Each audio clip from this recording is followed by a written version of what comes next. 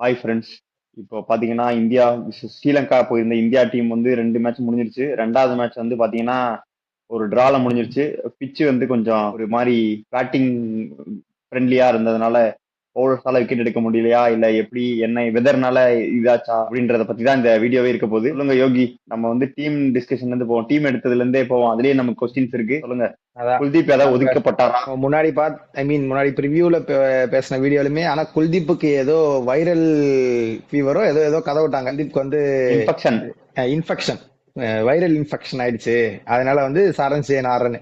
ஆனா viral infection ஆகுறது இவங்க சொல்றத பார்த்தா சாரன் ஜெயின் 3 நாள் முன்னாடி இருந்தே நெட்ஸ்ல போலிங் போட்டு இருக்காரு. அப்பயே அவங்க டிசைட் பண்ணிட்டாங்க அந்த டெஸ்ட் விளையாட்டு வந்த உடனே குல்தீப் உட்கார வச்சு சாரன் ஜெயின் ஆட வைக்க போறோம்ன்றது. ஆனா சும்மா பேருக்கு சொல்லுவோம்னு சொல்லிட்டு இன்ஃபெக்ஷன் சொன்னா யாரும் எதுவும் கேட்க மாட்டாங்க அப்படின்றனால இன்ஃபெக்ஷன் சொல்லி விட்டாங்க. நம்ம அப்ப சொன்னதுதான் இப்பயும் சொல்றோம், சரண் ஜெயின் எடுத்தது நாங்க தப்புன்றது நம்ம பாயிண்ட் கிடையாது. ஆனா அந்த அந்த கான்பிடன்ஸும் சரி, அந்த அந்த பவுலிங்கான இதுவும் சரி குல்தீப்புக்கு நீங்க கொடுக்காததுதான் கொஸ்டின் மார்க்கே. இந்த கேமுமே வந்து going into day 5 India would be favourites. யார கேட்டாலுமே இந்தியா தான் ஃபேவரட்ஸ். ரெயின் மட்டும் வரலன்னா இந்தியா வின் பண்ணிடுவாங்க அப்படிதான் எல்லாருமே சொல்லிருப்பாங்க. 5th டே அன்னைக்கு போறப்ப சொல்றேன். ஏன்னா லீட் அப்பதான் கொஞ்சம் தாண்டி இருந்தது. 16 or 17 ரன்ஸ் இருந்தது. 4 விக்கெட் தான் ஏதோ அவங்க கையில வச்சிருந்தாங்க. 16 for 6ன்னு சொல்லலாம். எக்ஸாக்டா சொல்லணும்னா ஸ்ரீலங்கா 16 for 6 இருக்காங்க. ஒரு 4 விக்கெட் எடுத்தா இந்தியா பேட்டிங் ஆடி ஜெயிக்கணும். சோ 4 விக்கெட் 98 ஓவர்ஸ் நீங்க போட போறது இல்ல. அப்படி இப்படி கழிச்சாலுமே ஒரு 85 ஓவர்ஸ் நடக்குதுன்னு கூட வச்சுக்கோங்க. 4 விக்கெட் நீங்க ஒரு 40 ஓவர்ஸ்ல எடுத்தா கூட மீதி 40 ஓவர்ஸ்ல வந்து நீங்க பேட்டிங் ஆடிடலான்ற மாதிரி தான் பேர் மினிமம் சொல்றது. India would be favourites going into டே 5. அதுதான் உண்மையான truth. But Sri Lanka batted out of the skin. என்ன கேட்டீங்கன்னா ஸ்ரீலங்கான்னு சொல்றதை தாண்டி Sonal Dinusha and lower order, அதுதான் உண்மை. என்ன சொன்னாலும் மேல சூரிய பந்தாரா நல்லா ஆனார். நம்ம அது நம்ம நீங்க சொன்ன மாதிரி உள்ள போகும்போது இன்னும் டீட்டெயிலா பேசும்போது பேசுவோம். பட் ஆனா லைன் அப்ல எனக்கு குல்தீப் கண்டிப்பா எனக்கு ஆடி இருக்கணுங்க. அது அது பெரிய பெரிய பிளண்டர். அதான் டெய்ல வந்து கிளீன் பண்றதுக்கு ஒரு பவுலர், எக்ஸ் ஃபேக்டர் பும்ரா மாதிரி ஒரு பவுலரோ அஸ்வின் மாதிரி ஒரு பவுலரோ இல்லாததான் பிரச்சனை. அது குல்தீப் பண்ணிருப்பாருன்னு எனக்கு தோணுது. ஏன்னா இப்போ ஃபர்ஸ்ட் மேட்ச்ல பாத்தீங்கன்னா சோனல் தினிஷாவும் டிக்வெல்லாவும் ஒரு பார்ட்னர்ஷிப் ஆடினாங்க. அவங்க 2 பேரும் நல்லா ஆடினாங்க. அவங்களாலேயே அவர் கையில இருந்து பால் எப்படி வருதுன்னு கணிக்க முடியல. பால் டர்ன் லெஃப்ட் டர்ன் ஆகுதா இல்ல கூகுளி போறாரா, அது அவங்களுக்கே கணிக்க முடியல. சோ இது டெய்லண்டர்ஸ் இருந்தாங்கன்னா ஈஸியா இருந்திருக்கும். அவர் போட்டிருந்தாருன்னான்றதான் அது ஏன்னா என்னோட பாயிண்ட். ஆனா அவரு அதான் ரிஸ்ட் ஸ்பின்னர்ஸ் எப்பவுமே ஒரு எக்ஸ்பெக்டர்ஸ் தாங்க. நீங்க அது யார எல்லா பேட்ஸ்மேனாலையும் ஆட முடியாது. சோனல் தினுஷா வந்து புதுசு இன்டர்நேஷனல் கிரிக்கெட்டுக்கு. அவர் குல்தீப் இப்பதான் ஃபர்ஸ்ட் டைம் பார்த்திருப்பாரு. அந்த மாதிரி இருக்கும்போது நீங்க அந்த அந்த ஒரு எக்ஸ் ஃபேக்டர் யூஸ் பண்ணிருக்கலாம். மேபி அது கேம் முடிஞ்ச அப்புறம் நம்ம இப்படி சொல்றோம், நிறைய பேர் சொல்லுவாங்க. நம்ம ப்ரிவியூலயே சொன்னோம், நீங்க பெரிய எக்ஸ் ஃபேக்டர் இல்ல, மானவ் சுத்தர் மட்டும்தான் உங்களுக்கு ஒரே எக்ஸ் ஃபேக்டர் விக்கெட் டேக்கிங் பவுலரா தெரிஞ்சாரு. அவருக்கு ஏதாவது ஒண்ணு சப்போஸ் விக்கெட் வேலைன்னா அடுத்த எண்ட்ல கஷ்டப்படுவாங்க இந்தியான்றது மாதிரி பேசணும். கரெக்டா அதுதான் நடந்தது. இல்ல அதுவும் இல்லாம நம்ம மானவ் சுத்தர் பத்தி பேசுறப்போ நம்ம ஃபர்ஸ்ட் டெஸ்ட் மேட்ச்ல பாத்தீங்கன்னா குல்தீப் யாதவ் அண்டர் பவுல் பண்ணிருப்பாங்க. மீதி 2 பேரும் ஜடேஜாவும் மானவ் சுத்தர் நிறைய போட்டு குல்தீப் யாதவ். ஆனா இந்த மேட்ச்ல பாத்தோன்னா 3 பவுலருமே ஈக்குவலா போட்டிருந்தாங்க. இவர் 34 ஓவர்னா அவர் 33 ஓவர் 34 ஓவர் அந்த மாதிரி. சோ அந்த மாதிரி ஃபர்ஸ்ட் டெஸ்ட்ல குல்தீப்புக்கும் ஈக்குவலா கொடுத்திருந்தாங்கன்னா இந்த டெஸ்ட்ல அவரை டிராப் பண்ணிருக்கவே தேவை இருந்திருக்காதுன்னு நினைக்கிறேன். ஏன்னா அவர் இன்னும் கொஞ்சம் பெட்டரா கான்பிடன்ஸோட போட்டிருப்பாரு, அந்த மாதிரி இருந்திருக்கலாம். ஆனா இந்த டெஸ்ட்ல அப்படி பண்ணாங்க, அந்த டெஸ்ட்லயும் அப்படி பண்ணாங்கன்னு தெரியல. அது கொஞ்சம் ஈக்குவலா பண்ணிருக்கலாம் ஃபர்ஸ்ட் மேட்ச்ல. இந்த மேட்ச்லயும் எனக்கு தெரிஞ்சு மானவ் சுந்தருக்கு இன்னும் கொஞ்சம் பால் கொடுத்துட்டு சரண் ஜெயினுக்கு கொஞ்சம் கம்மியா பண்ணிருக்கலாம், இல்லாட்டி ஜடேஜா கம்மி பண்ணிருக்கலாம்னு தோணுச்சு. ஏன்னா அவங்களோட அட்டாக்கிங் பவுலருக்கு கொஞ்சம் கம்மியா பால் கொடுத்த மாதிரி இருந்தது. ஆனா கூட 34-35 ஓவர் போட்டார் இன்னிங்ஸுக்கு. அவங்க ஸ்ரீலங்கா பயங்கரமா ஆடினாங்க. குல்தீப்பை ஒதுக்கிட்டாங்க, அது மட்டும் தெரிஞ்சு. குல்தீப் ஒதுக்கிட்டாங்க தான், அது உண்மைதான். நம்ம சொன்ன மாதிரி குல்தீப்போட ஃபியூச்சரும் நம்ம பார்க்கணும். ஏன்னா நியூசிலாந்து போனாங்கன்னா கண்டிப்பா ஸ்பின்னர் கொண்டு போக மாட்டாங்க. இந்தியா திருப்பி வரும்போது யாரை ப்ரிஃபர் பண்றாங்க, அந்த ஸ்பாட்ல அந்த டைம்ல யார் அவைலபிளா இருப்பாங்க, அதெல்லாம் பார்த்து தான் எனக்கு தெரிஞ்சு டிசைட் பண்ணுவாங்கன்னு நினைக்கிறேன். கேமுக்குள்ள போவோம். ஆஸ் யூஷுவல் மறுபடியும் ஒரு குரூஷியல் டாஸ் ஜெயிச்சிட்டாரு கில்லு. நம்ம சொன்ன மாதிரி ஃபர்ஸ்ட் பேட்டிங் தான். பேட்டிங் ஆடி ரன் பெருசா போட்டுட்டு போர்ட்ல ப்ரெஷர் பண்ணும் ஆப்போனன்ட்னு. ஆஸ் யூஷுவல் நல்ல ஸ்டார்ட். தேவ்தத் படிக்கல் அகைன் ஒரு 100. அவர் நம்பர் 3 நான் சாய் வந்தாலும் நான் கொடுக்க மாட்டேன், இது என்னோட ஸ்பாட்டு அப்படின்னு அவரு டிசைட் பண்ணி பிக்ஸ் பண்ணிட்டே இருக்காரு. சரி, அதுதான் வந்து என்னன்னா ஒரு இன்டர்நேஷனல் லெவல்ல நீங்க நிறைய ஆடினாலுமே டொமஸ்டிக் பெர்ஃபார்மன்ஸ் மேட்டர்ஸ்ன்றது. ஏன்னா உங்களுக்கு கிரைண்ட் பண்ணி பெரிய ஸ்கோர் அடிக்க வைக்க முடியும். ஏன்னா நீங்க டொமஸ்டிக்ல போனாதான் நீங்க 40, 50, 60 எல்லாம் ஈஸியா நீங்க ஐபிஎல் ஆடியோ இல்லைன்னா வெறும் விஜயாசாரி டிராஃபி ஆடியோ நீங்க அடிச்சிட முடியும். ஆனா செஞ்சுரி அடிச்சிட்டோம், அதுக்கப்புறம் அதை கேரி ஃபார்வர்ட் பண்ணி பெரிய ஸ்கோரா கன்வெர்ட் பண்றது உங்களுக்கு டொமஸ்டிக்ல ஆடினாதான் வரும். ரஞ்சி டிராஃபி ஆடினா மட்டும்தான் அது வரும். நான் இப்பயும் அதை அழுத்தி சொல்லுவேன். அதனாலதான் சாய்க்கு அந்த ப்ராப்ளம் இருக்கு. நீங்க சாய் சுதர்ஷனை நம்பர் 3 ஆட வைக்கிறது எனக்கு ப்ராப்ளமே இல்லை. அவருக்கு டெக்னிக்கல் ஃபால்ட்லாம் நிறைய இருக்கு, அது ஓவர் கம் பண்ணிடுவாரு. பட் ஆனா அவர் கன்வெர்ட் பண்ண முடியலன்றதுதான் ப்ராப்ளம்ல. நீங்க 70-80 நிறைய அடிச்சாரு, ஆனா ஒரு 100ம் அடிக்கல, பெரிய ஸ்கோர் கன்வெர்ட் பண்ண முடியல. படிக்கலுக்கு சான்ஸ் கொடுத்த உடனே 170 ஆர்டர் அடிக்கிறாரு, மறுபடியும் ஒரு செஞ்சுரி அடிக்கிறாரு. அது பெரிய கன்வர்ஷன் வந்து ரஞ்சி டிராஃபில தான் வரும் உங்களுக்கு, ரெட் பால் ஆட ஆட தான் வரும். அவர் ஸ்பாட் எனக்கு தெரிஞ்சு ஃபிக்ஸ் தான் நினைக்கிறேன். சாய் வந்தாலும் திருப்பி Devdutt player of the series வேறங்க, நீங்க அவரை டிராப் பண்ணிட்டு நீங்க சாய் திருப்பி ஆனீங்கன்னா கிளியர் ஃபேவரட்ஸ் தெரியும். அப்போ அதான் அது பண்ண முடியாது. அதே மாதிரி ஓபனர்ஸ் ராகுல் வந்து அவர் அந்த மாதிரி ஷாட்டை வந்து டெஸ்ட் மேட்ச் ஆடி நான் பார்த்ததே இல்ல. எங்கேயோ போற பால படுத்துன்னு அடிக்கிறேன்னு அடிச்சு அவுட் ஆகி, அது தேவையில்லாத வேலை. அது அவரு இன்னும் கொஞ்சம் அவர் இருந்தாருன்னா இன்னும் கொஞ்சம் குயிக்கா ஸ்கோர் பண்ணி கொஞ்சம் சீக்கிரமா நம்ம டிக்ளேர் பண்ணிக்கலாம். அதுவும் இல்லாம ஜெய்ஸ்வாலும் ஒரு பயங்கரமான பிரிஸ்க் ஸ்டார்ட் கொடுத்தாரு. அவரு அதே வேகத்துல நான் அப்படியே ஒரு பெரிய இன்னிங்ஸை கன்வெர்ட் பண்ணிடுறேன்னு பார்த்தேன். அதே மாதிரி ஒரு ஓவர்ல 3 4 அடிச்சுட்டு 4வது 4க்கு ட்ரை பண்ணி தான் அவர் அவுட் ஆனாரு. அது கொஞ்சம் அவரு காஷியஸா ஆடணும். இங்கே இப்படி ஆறாரு, நியூசிலாந்துல போய் என்ன பண்ண போறாருன்னு தெரியல, பாக்கணும். ஃபர்ஸ்ட் டைம் வேற நியூசிலாந்து டூர் பண்ணி போவாரு, அந்த ரெக்கார்டை பீட் பண்ணிடுவாருன்னு நினைக்கிறேன். சச்சின் டெண்டுல்கர்ட்டையும் சஞ்சய் மஞ்சரேக்கர்ட்டையும் அது வேற வச்சிருக்காப்படி. அதுக்கப்புறம் பார்த்தோன்னா சுப்மன் கில் அவரும் ஒரு நல்ல நாக்கு தான், ஒரு ஹாஃப் செஞ்சுரி அதை கன்வெர்ட் பண்ணிருக்கலாம் பெருசா. அவரும் தேவையில்லாம வெளியே போற பாலுக்கு பேட் அவுட், அது அந்த எம்ஆர்எஃப் பேட்டை எடுத்துட்டு வந்தாலே இந்த பிரச்சனை வந்துருது, ஒன்னும் சொல்றதுக்கு இல்ல. அப்புறம் பண்ட் வேற உங்களுக்கு அடிபட்டு உள்ள போயிட்டு வேற வந்தாரு, ரிட்டையர்ட் ஆயிட்டு. அதுக்கப்புறம் ஜடேஜா வந்தாரு, ஜடேஜாவுமே ஒரு நல்ல பார்ட்னர்ஷிப் ஸ்ட்ரெச் பண்ணாரு.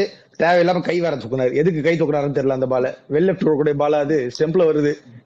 அதான் இந்த பிட்ச்ல வந்து அவங்க ஃபாஸ்ட் பவுலர்ஸ்க்கு நிறைய விக்கெட்ஸ் கொடுத்துட்டாங்கன்னு தான் எனக்கு தோணுச்சு. பால லீவ் பண்றேன், வெளியே போற பாலுக்கு போறேன். அதுதான் உண்மை. அசிதா பெர்னாண்டோ ரொம்ப ரொம்ப இம்ப்ரெசிவா இருந்தாரு போன கேம்லயுமே சரி. நம்ம ஹையா தான் ரேட் பண்ணுவேன் நான், என்ன கேட்டீங்கன்னா. அவருக்கு கொஞ்சம் ஸ்கிட்டியாவும் இருப்பாரு, நீங்க ஒன் டேலயும் நல்லா யூஸ் பண்ணலாம். அவங்க நல்லா போட்டாங்க, அதான் உண்மை. அந்த பிட்ச் ஃபர்ஸ்ட் டே செகண்ட் டேல பெருசா ஒண்ணும் இல்ல, இப்பயாவது கொஞ்சம் டேர்ன் இருந்தது உங்களுக்கு தேர்ட் டேல இருந்து. முன்னாடி ஒண்ணுமே இல்ல, அதை கொஞ்சம் யூட்டிலைஸ் பண்ணி இந்தியன் பேட்ஸ்மேனும் நல்லாவே ஸ்கோர் பண்ணிட்டாங்க. துருவ் ஜுரல் நம்ம நிறைய நீங்க கொஸ்டின் மார்க் வச்சிருந்தீங்க முன்னாடி, இப்போ அவர் ப்ரூவ் பண்ணினே இருக்காரு. நான் கொஸ்டின் மார்க் எல்லாம் வைக்கல, இவங்க பவுலிங் எக்ஸ்ட்ரா போவாங்கன்னு நான் எதிர்பார்த்தேன், வேற ஒண்ணும் இல்ல. 3 ஸ்பின்னர்லயே குல்தீப் யாதவ் ஒழுங்கா போடல ஃபர்ஸ்ட் டெஸ்ட்ல, இதுல எதுக்கு இன்னொரு 4வது ஸ்பின்னர் வர உங்களுக்கு? அவர் ஸ்பாட் மறுபடியும் பிக்ஸ் பண்ணிட்டே இருக்காரு, ஒரு 100 போட்டு சீல் பண்ணிட்டாரு எனக்கு தெரிஞ்சு. திருப்பி பண்ட் ஒரு பிரிஸ்க் இன்னிங்ஸ் ஆனாரு. அப்ப இப்படி இந்தியா ஒரு நல்ல ஸ்கோர் போட்டாங்க போர்ட்ல, ரொம்ப ரொம்ப நல்ல ஸ்கோர் போர்ட்ல போட்டாங்க. ஸ்ரீலங்கா அந்த மாதிரி ஒரு ஸ்கோர் நீங்க பார்த்த அப்புறமே தெரிஞ்சிடும் உங்களுக்கு, இதை ஓவர் கம் பண்றது கஷ்டம். இங்க இருந்து ஆப்போனன்ட் ஜெயிக்கிறது ரொம்ப கஷ்டம்ன்றது தெரியும். ரொம்ப ஆட்ஸ் வந்து என்னன்னா, நீங்க 500+ போர்ட்ல போட்டாலே அந்த டீம் கிட்டத்தட்ட வின் பண்ணிடுவாங்க முக்காவாசி டைம். சோ அந்த மாதிரி தான் இருந்தது. ஸ்ரீலங்கா வந்த உடனேவே அன்னைக்கு பெரிய தப்பும் பண்ணாங்க, கொஞ்சம் ஓவர் தான் இருந்தது. நைட் வாட்ச்மேன் இறக்கி விட்டாங்க ஒரு ஓவருக்கு, அவரும் அவுட் ஆயிட்டு 8 for 2 ஏதோ இருந்தது நினைக்கிறேன் டே 2 முடியும் போது. இல்ல அவங்களுக்கு வந்து அந்த ஓப்பனிங் பார்ட்னர்ஷிப் வந்து ஆவரேஜா பார்த்தோன்னா 10க்கு கம்மியா தான் இருக்கு நினைக்கிறேன், 6 7 தான் இருக்கு. அவ்வளவு மோசமா தான் கடைசி ஒரு 14-15 டெஸ்ட் மேட்சாவே அந்த மாதிரி தான் இருக்காங்க அவங்க.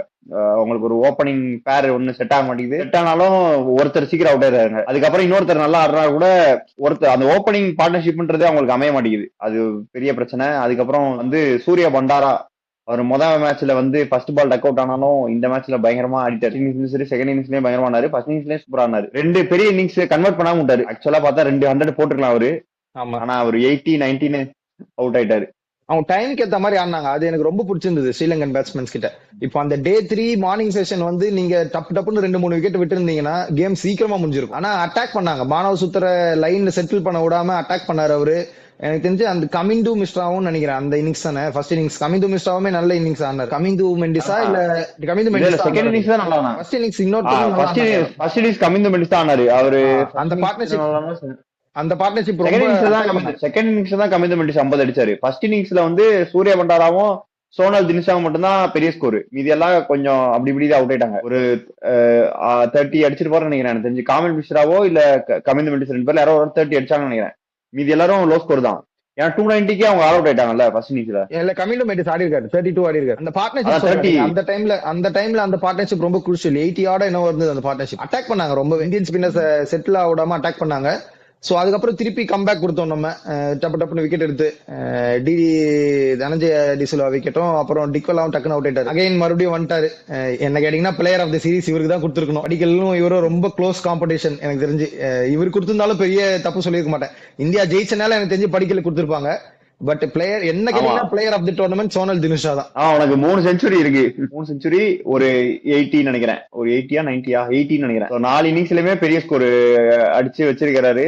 அவரு வந்து உனக்கு படிக்கல வந்து ஒரே இன்னிங்ஸ்ல 160 ஆடு அடிச்சதுனால, அது இல்லாம இந்தியா வந்து இன்னொரு 3 இன்னிங்ஸ் தான் பேட்டிங் ஆடிக்கிறதுனால அவருக்கு கொடுத்துட்டாங்கன்னு நினைக்கிறேன். அதுவும் இல்லாம இந்தியா சீரீஸ் வின் பண்ணனாலதான் இந்தியா கொடுத்திருப்பாங்க எனக்கு தெரிஞ்ச மேஜரா. பட் ஆனா என்ன கேட்டீங்கன்னா player of the tournament I mean player of the series வந்து சோனல் தினுஷா தான். ரொம்ப ரொம்ப ரொம்ப நல்லா ஆனார். அவர் ஸ்வீப் யூஸ் பண்ற விதமும் சரி, ரிவர்ஸ் ஸ்வீப் யூஸ் பண்றதும் சரி, அவர் டிஃபென்சிவ் பொசிஷன்ஸ்மே ரொம்ப ரொம்ப நல்லா ஆனார். ஃபைண்டுன்னு சொல்லலாம். ஆனா எனக்கு என்ன பிரச்சனைனா ஸ்ரீலங்கன் கிரிக்கெட்ல இந்த மாதிரி ஒருத்தர் 2 பேர் அப்பப்போ வந்துட்டு தான் இருப்பாங்க. அது எப்படி ஸ்ரீலங்கன் கிரிக்கெட் ஹேண்டில் பண்றாங்கறத பொறுத்து இருக்கு. அவங்க நிறைய இந்த மாதிரி ஸ்பார்க் ஆகும்.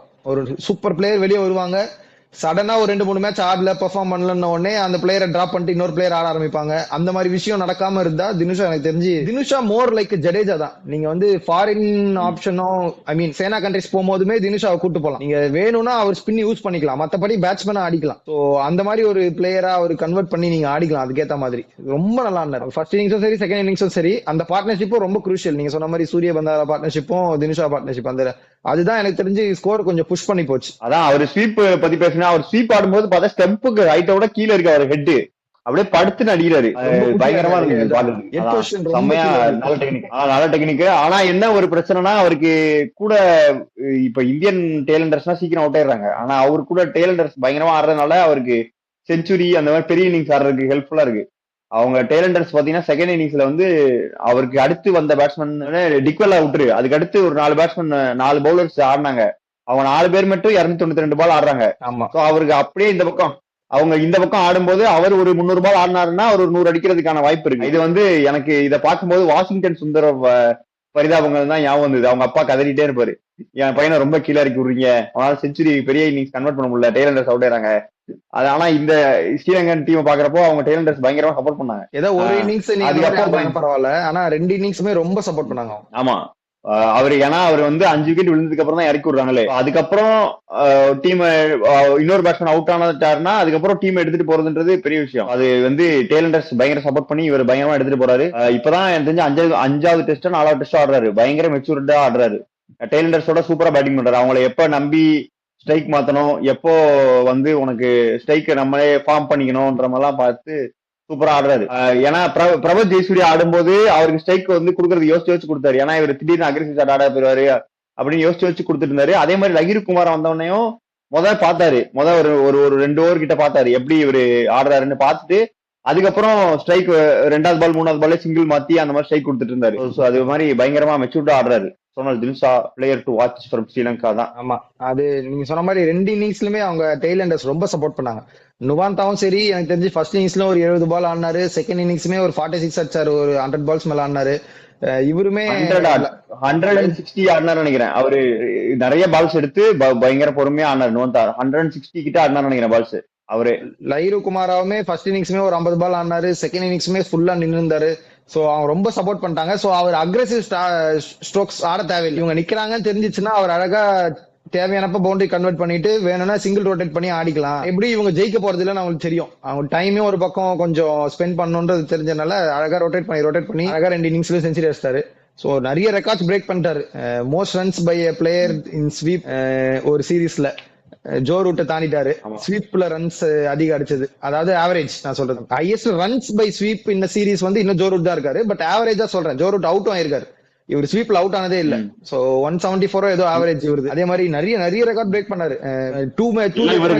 3 செஞ்சுரி அடிச்ச ஸ்ரீலங்கன் பிளேயர்ஸ்ல எலைட் லிஸ்ட்ல சேர்ந்திருக்காரு. 3rd பிளேஸ்ல அரவிந்தா டி சில்வாவும் குமார் சங்ககாரா மட்டும் இருந்தாங்கன்னு நினைக்கிறேன். சோ அந்த மாதிரி நிறைய இல்ல அதுவும் இல்லாம ஒரு பைலேட்டரல் சீரீஸ்ல அதிக பால் புடிச்ச பேட்ஸ்மேன் மாறிட்டாருன்னு நினைக்கிறேன். 2 மேட்ச் சீரீஸ்ல எனக்கு நான் சொல்றேன் 700 பாலோ 800 பாலோ புடிச்சிருக்காரு.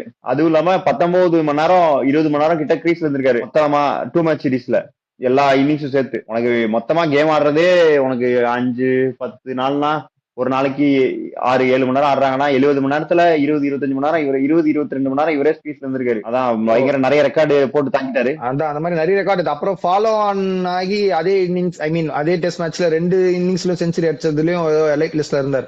3rd பிளேயர் தான் நினைக்கிறேன் மொத்தமாவே அவரு. ஸ்ரீலங்கா மட்டும் இல்ல, ஃபாலோ ஆன் ஆகி அந்த டெஸ்ட் மேட்ச்ல வந்து 2 இன்னிங்ஸ்லயும் செஞ்சுரி அடிச்சது. ஐ திங்க் விஜய் ஹசாரே இருந்தாரு 1948ல ஏதோ ஒன்னு பார்த்தேன். அதுக்கப்புறம் இன்னொரு பிளேயர் ஒருத்தர் பார்த்தேன்.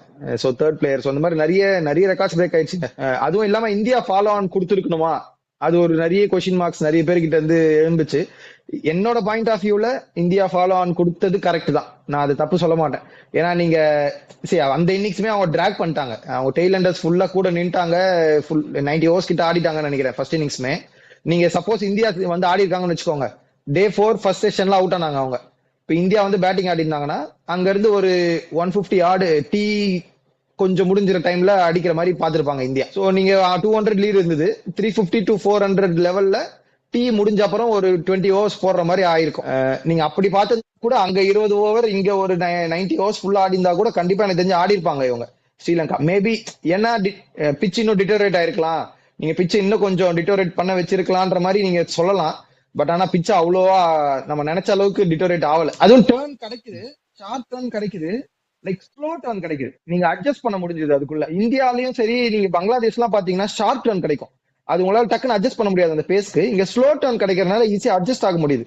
எனக்கு தெரிஞ்சு இந்தியா ஃபாலோ ஆன் கொடுக்காம 150 ஆர் 180 ஆட் போர்ட்ல போட்டுட்டு திருப்பி அவங்க ஆட வச்சிருந்தாலுமே டிரா தான் இருக்கும் இந்த மேட்ச். ஸ்ரீலங்கா எனக்கு தெரிஞ்சு டிராக் ஆடி இருப்பாங்க. ஸ்ரீலங்கா ஆடி இருப்பாங்களோ இல்லையோ, அவர் சூரிய பந்தாராவும் இந்த சோனல் தினிஷாவும் ஆடிட்டாங்க, அவ்வளவுதான் சொல்லணும். ஏன்னா ரெண்டு பேர் தான் உனக்கு பிக் ஆஃப் த பேட்ஸ்மேன் சொல்லலாம். நீ டெய்லண்டர்ஸ் வந்து அவங்க பால் பிடிச்சி நின்னாங்க, ஆனா ரன்ஸ் வந்து இவங்க 2 பேர் தான். அவரு காமிண்டோ மெண்டிஸ் வந்து செகண்ட் இன்னிங்ஸ்ல சூப்பரா ஆனாரு, இருந்தாலும் அவரு அந்த ஷார்ட் பால் பிளாய்ல அவுட் ஆயிட்டாரு. அவர் அதுதான் வச்சு போடுறாங்கன்னு தெரிஞ்சது. அப்ப கூட அதே ஹுக்கு ஒன்னு சிக்ஸ் அடிச்சாரு, திரும்பவும் சிக்ஸ் அடிக்க போறேன்னு போனாரு, அது பார்த்தா டாப் எட்ஜ் ஆயிடுச்சு. இது வந்து ஏசியன் பேட்ஸ்மேன்ஸ் இருக்க ஒரு டிராபேக் இதுதான். ஷார்ட் பால்ல ஒரு பால் 2 பால் நல்லா அடிச்சாலும் ஒரு மாட்டிப்பாங்க, இது ஒரு பிரச்சனை இருக்கதான் செய்யுது. உண்மையை சொல்லணும்னா இந்தியா இந்த கேம் வின்னிங் பொசிஷன்ல இருந்து விட்டுட்டாங்கன்னு சொல்றதை தாண்டி ஸ்ரீலங்கா வந்து லூசிங் பொசிஷன்ல இருந்து இந்த கேமை டிராக்கு புஷ் பண்ணிருக்காங்க. அவங்க அவுட் ஆஃப் த ஸ்கின் ஆடி அவங்க டிரா என்ஃபோர்ஸ் பண்ணிருக்காங்க, அதுதான் உண்மை. இங்க இன்னும் குரூஷியல் வந்து WTC பாயிண்ட்ஸ். இந்தியா இந்த மேட்ச் வின் பண்ணிருந்தா இன்னும் கொஞ்சம் நம்ம நம்பிக்கையோட இருந்திருக்கலாம். இப்போ ரொம்ப கஷ்டங்க. இப்ப 7க்கு 6 கண்டிப்பா ஜெயிச்சாதான் உனக்கு 70 பாயிண்ட் வரும்னு நினைக்கிறேன். 70% வரும், 70 வரும்னு பார்த்தேன். 65 வரும்னு நினைக்கிறேன்.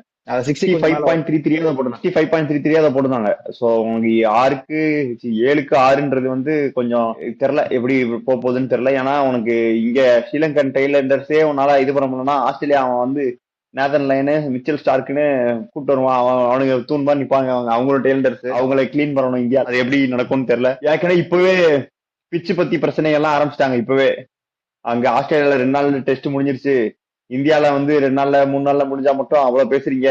ஆஸ்திரேலியால வந்து இது வந்து 2023க்கு அப்புறம் 3வது டெஸ்ட் 2 நாள்ல முடியுதுன்னு நினைக்கிறேன். அது வந்து நான் பண்ணா மட்டும் ஒண்ணும் பேச மாட்டீங்க, கேட்டா உங்களுக்கு ஸ்கில் இல்லைங்கிறீங்க. உங்க டீமே 210 ரன்னுக்கு ஆல் அவுட் ஆயிடுச்சு, அப்ப அவங்களுக்கு ஸ்கில் இல்லையா அப்படின்னு கேக்குறாங்க. அப்படி போட்டு பேசிட்டு போயிட்டு இருக்கு. ஆனா இன்னொரு நல்ல மேட்டர், பங்களாதேஷ் கேப்டன் பிரஸ் மீட்ல சொன்னாரு இந்த விஷயத்த. இன்னைக்கு நடந்த விஷயத்த நோட் பண்ணி வச்சுக்கோங்க, இதே விஷயம் பங்களாதேஷ்ல நடந்ததுன்னா அன்னைக்கு வந்து என்கிட்ட கேள்வி கேட்காதீங்கன்னு சொன்னாரு. ஆஸ்திரேலியால நடக்குது, பேஸ் பவுலிங் போட்டு விக்கெட் எடுத்தா நீங்க கேள்வி கேட்க மாட்டீங்க, ஆனா இதே ஏசியன் கண்டிஷன்ஸ்ல நடந்தா வந்து கேள்வி கேட்பீங்களா அப்படின்ற மாதிரி. சோ அவ்வளவு தைரியம், ஏன்னா ஒரு மாதிரி ஜெயிச்சிருக்காங்க, அவங்க பேசுவாங்க. பேசலாம் தப்பு இல்ல, அங்க போய் அவங்களே அடிச்சிருக்காங்கல்ல. ஆனா இப்போ பங்களாதேஷுக்கு தான் இன்னும் ஸ்ட்ராங்கான அட்வான்டேஜ் இருக்கு, ஏன்னா அவங்களுக்கு 2 ஹோம் சீரிஸ் இருக்கு. எப்படி நியூசிலாந்துக்குமே ஒரு தனி வீடியோவாவே. ஆமா அது தனி வீடியோ நாங்க பண்றோம். ஏன்னா இப்போ இங்கிலாந்து பாகிஸ்தான் மேட்ச் போயிட்டு இருக்கு, அது முடியட்டும். அது முடிஞ்சதுக்கு அப்புறம் ஒரு மொத்த கவரப் மாதிரி அடுத்து எங்க போனா என்ன நடக்கும், என்ன நடந்தா என்ன நடக்கும்ன்ற மாதிரி நம்ம ஒரு பெரிய வீடியோவா பேசுவோம். இந்தியா வந்து இன்னும் கொஞ்சம் அவங்க அந்த டெய்லண்டர் சக்தி கிளீன் பண்ற மாதிரி எக்ஸ்பேக்டர் பவுலர்ஸ் வேணும்ன்றதான் இப்போ இந்த சீரியஸ் முடிவுல தெரிஞ்சிருக்கு. ஒரு டிரா பாத்தீங்கன்னா துருவ் ஜுரேல் அவரோட பிளேஸை வின் பண்ணிட்டாரு, படிக்கல் அவர் பிளேஸை வின் பண்ணிட்டாரு. அதான் சொன்னோம். மானவ் சுந்தர் தான் இந்த சீரீஸை பொறுத்த வரைக்கும் இந்தியாவோட பாயிண்ட். ஏற்கனவே ஆப்கானிஸ்தானோட நல்லா பண்ணாலும் இங்கேயுமே பயங்கரமா பண்ணிட்டாரு. அவங்க பாத்தோன்னா அந்த மேட்ச்ல ஒரு 11 விக்கெட், இந்த மேட்ச்ல ஒரு 6 விக்கெட் தான் நினைக்கிறாமா. சோ 17 விக்கெட் இங்க. அது போக ஆப்கானிஸ்தானோட ஒரு 7 விக்கெட். சோ 3 டெஸ்ட்ல வந்து 24 விக்கெட் எடுத்திருக்காரு. அது இல்லாம சாரன்ஸ் ஜெயின் வந்து பாத்தீங்கன்னா நல்லா பவுலிங் போடணும்னு பார்த்தா ஜடேஜாவை பார்த்து நிறைய நோபால் போடுறாப்படி, அதை கொஞ்சம் இது பண்ணணும். அவர் ஸ்பின் பவுலிங் கோச் வந்து சொல்லியிருக்காரு, நீங்க டெஸ்ட் மேட்ச்லயே ஃப்ரீ ஹிட் கொண்டு வந்தீங்கன்னா தான் கொஞ்சம் நோபால் போடுறது குறையும் அப்படின்ற மாதிரி இந்தியன் ஸ்பின் பவுலிங் கோச் ஒரு ஸ்டேட்மெண்ட் கொடுத்துருக்காரு. அந்த ஸ்டேட்மெண்ட் அவங்க கிட்ட வந்து எப்படின்னா இன்னொரு பால் ஸ்டாட் போடாம ஒண்ணு போலாம்னு பார்த்தேன். சொல்லலாம். இன்னொரு இன்ட்ரெஸ்டிங் ஸ்டாட் ஒண்ணு பார்த்தேன். 2020க்கு அப்புறமா அதிக நோபால் ஸ்பின் பவுலர்ஸ் அதிக நோபால் போட்டவங்க லிஸ்ட்ல பார்த்தேன். ஜடேஜா 90 நோபால்ஸ் போட்டு ஃபர்ஸ்ட் பிளேஸ்ல இருக்காரு. செகண்ட் பிளேஸ்ல இருக்கிறது நாமினலி 40 நோபால் போட்டு. சோ ஜடேஜாக்கும் நாமினலிக்கும் மோர் தென் 100% டிஃபரன்ஸ் இருக்கு. அதுலயும் டாப் ஸ்பின் பவுலர்ஸ்ல 5ல 5 பேருமே லெஃப்ட் ஆர்ம் ஸ்பின்னர்ஸ். நானும் பார்த்தேன் இது. இப்போ சாரன்ஸ் ஜெயின் ஆள விட்டா அவரும் வந்துருவாரு லிஸ்ட்ல. எனக்கு தெரிஞ்சு ஒரு 3 நோபால் போட்டாருன்னு நினைக்கிறேன். இந்த மேட்ச்ல 3 நாளா போட்டாருன்னு நினைக்கிறேன். அவரும் வந்துருவாருன்னு நினைக்கிறேன். அவரும் கொஞ்சம் பார்த்து பண்ணணும். இந்த இதை பொறுத்த வரைக்கும் இதான் டேக்கு. ஸ்ரீலங்காவை பொறுத்த வரைக்கும் அவங்க 2 ஃபைண்ட் பண்ணிருக்காங்க. சோனால் தினிஷா வந்து ஏற்கனவே வெஸ்ட் இண்டீஸ் டூர் பண்ண போய் நல்லா ஆடினாரு ஒரு இன்னிங்ஸ் 90. அவர் அப்படியே இங்க ஸ்ரீலங்காலையும் கண்டினியூ பண்றாரு. சோ எனக்கு தெரிஞ்சு கடைசி அவர் ஆடின 5 இன்னிங்ஸ்ல 5மே 50+ நினைக்கிறேன். அதுல 3 செஞ்சுரி, ஒரு 80+, ஒரு 90+. Is the player to watch from Sri Lanka. அதே மாதிரி சூரிய பந்தாராவுமே ஃபர்ஸ்ட் அந்த பிரஷர்ல இறக்கி விட்டாங்க கன்கஷன் சாப்பா. அதுல கொஞ்சம் சொதப்பினாலும் இதுல வந்து ஒரு 80, ஒரு 90 அடிச்சிட்டாரு. ஸோ அவரையுமே கொஞ்சம் பார்ப்பாங்கன்னு நினைக்கிறேன் அடுத்தடுத்து. இதுதான் இந்த சீரீஸ்ல டேக்கு. வேற பெருசா சொல்றதுக்கு புதுசா ஒன்றும் இல்லை. அதனால நாங்க இன்னொரு வீடியோல உங்களை சந்திக்கிறோம். அதுவரை பாய் பாய் ஃப்ரம் மூல்சர்ஸ். பாய். நாங்கெல்லாம் வயிறு நிறைய சாப்பிடணும், வஞ்சனம் இல்லாம உழைக்கணும். ஆஹா, அருமையான பாலிசி. Keep it